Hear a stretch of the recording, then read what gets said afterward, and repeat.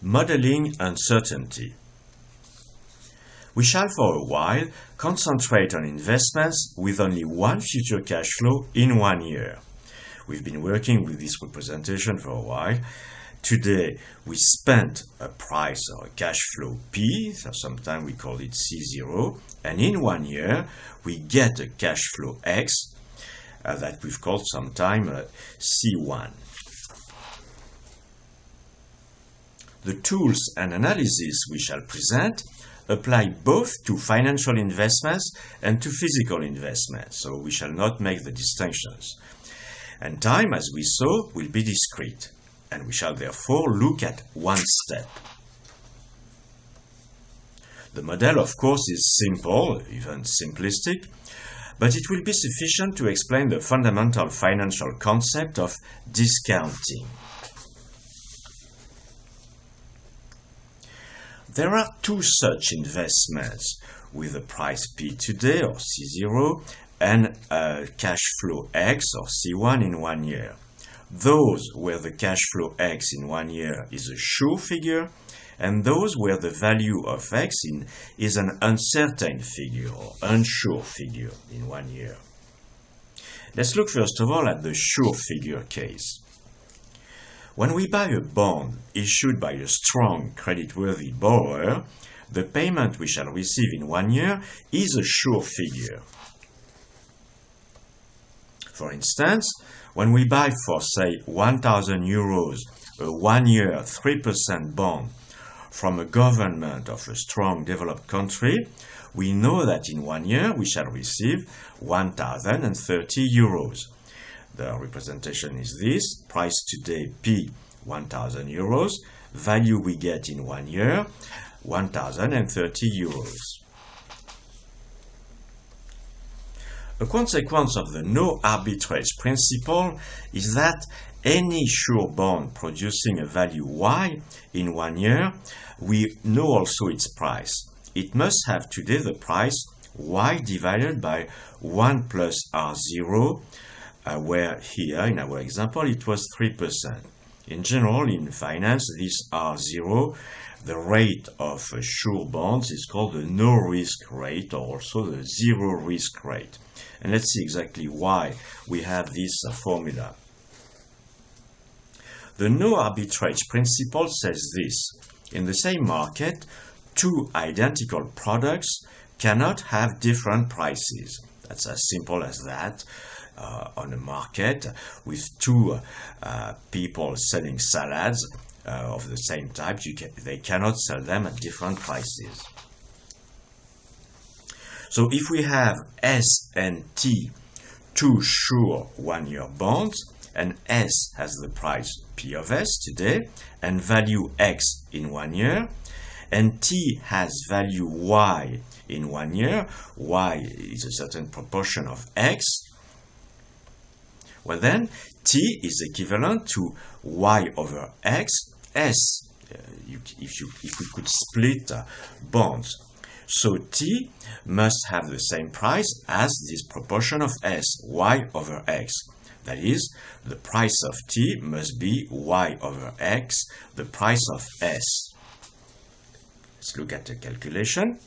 Suppose S has the price today 1,000 euros, the value in 1 year 1,030 euros, and suppose that T, that is also sure, just like S, has in 1 year the value Y equal, say, 854 euros, then necessarily the price of T today is in proportion of this, just like 854 is in proportion of 1,030.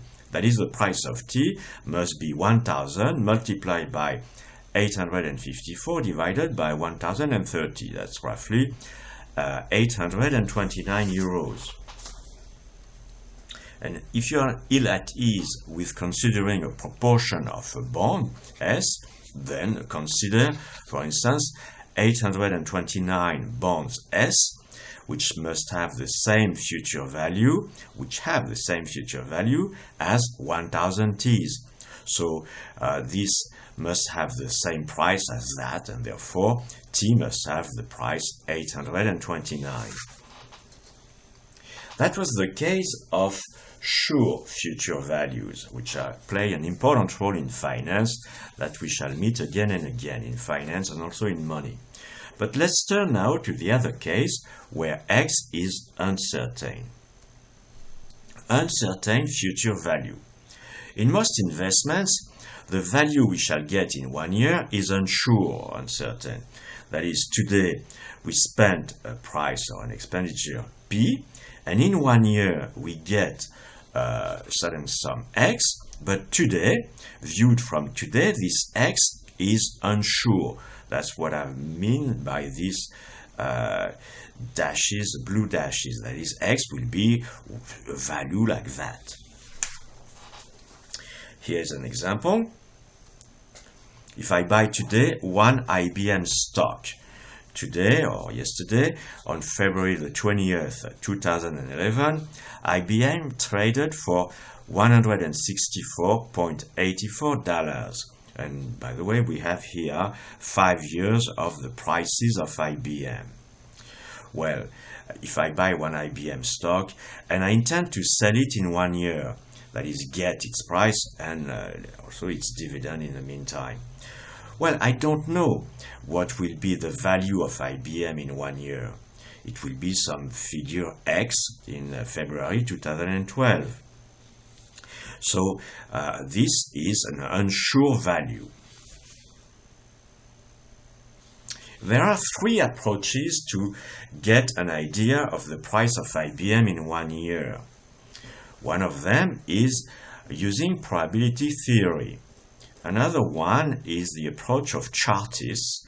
They look at this graph and somehow, considering various shapes here and there, they are able to say whether this will go down or up. We shall not use the chartist approach. As I said, we shall use the probability theory approach. There is a third approach that has been made famous by Graham and Dodd in the 30s, before World War II, and even more by Warren Buffett in the last 40 to 50 years. Basically, it says we don't care too much about the price in the stock market of IBM. What really matters is to understand deeply the firm and evaluate whether today it is underpriced or overpriced compared to its potential. Well, it is a very powerful analysis, but in order to understand discounting, we shall first of all study probability theory. So we shall use probability theory. Even if it has limited application in the long term, by the long term I mean several years, it works reasonably well in the short term. And in the short term, I mean actually less than 1 year, I mean a few days or few weeks. And it provides a strong justification for discounting. So the probability theory will model what we do like this. Buy a stock and wait 1 year will be the random experiment, like throwing a die. So we shall devote the next few lessons to elementary probability theory.